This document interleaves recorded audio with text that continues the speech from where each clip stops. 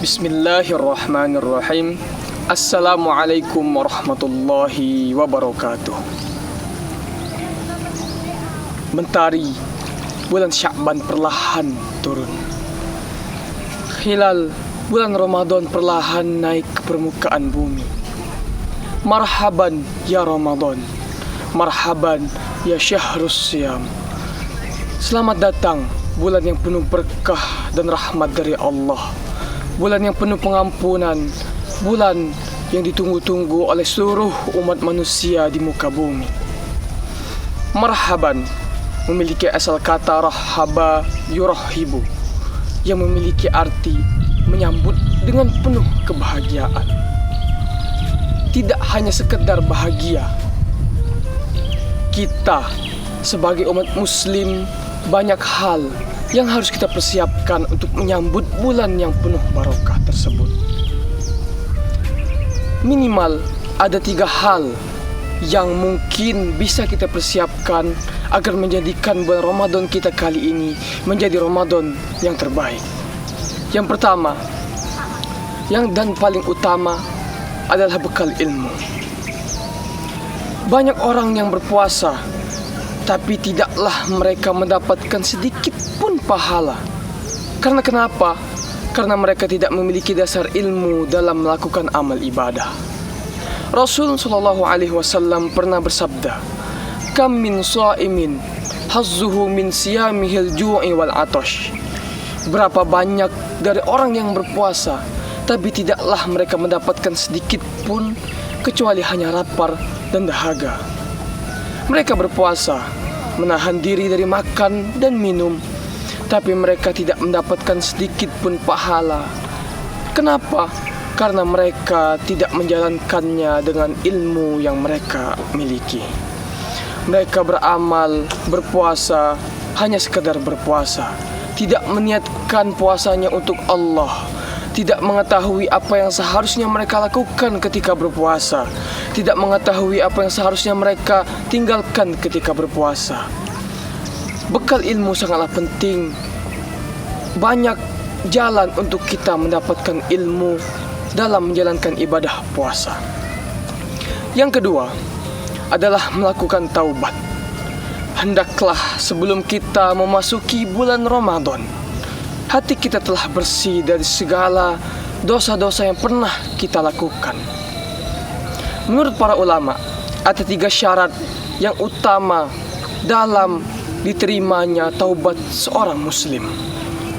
Yang pertama adalah meninggalkan seluruh amal dosa yang pernah mereka lakukan. Marilah kita berusaha untuk meninggalkan segala dosa yang pernah kita lakukan, baik yang disengaja maupun tidak disengaja. Yang kedua, berazam. Marilah kita berazam dan menanamkan dalam diri kita agar tidak melakukan dosa yang biasa kita lakukan. Berjanji kepada Allah dan kepada diri kita sendiri untuk meninggalkan segala sesuatu yang biasa kita lakukan dan itu tidak bernilai pahala sedikit pun, bahkan membawa dosa. Yang ketiga, jikalau kita melakukan dosa dan kezaliman tersebut kepada manusia, hendaklah kita meminta maaf dan meminta ridho kepada siapa yang kita lakukan dosa kepada mereka. Jika kita pernah melakukan dosa kepada ibu kita, hendaklah kita minta maaf kepada ibu kita. Jika kita melakukannya kepada teman kita, hendaklah kita meminta ridho kepada teman kita. Jikalaulah kita melakukan dosa tersebut kepada guru kita, hendaklah kita meminta maaf dan meminta ridho kepada mereka. Hal yang terakhir yang seharusnya kita lakukan ketika menyambut bulan Ramadan adalah melakukan rencana dan perhitungan. Rasul SAW pernah bersabda, "Man shoma Ramadhana imanan wa ihtisaban, ghufira lahu ma taqaddama min dhanbihi."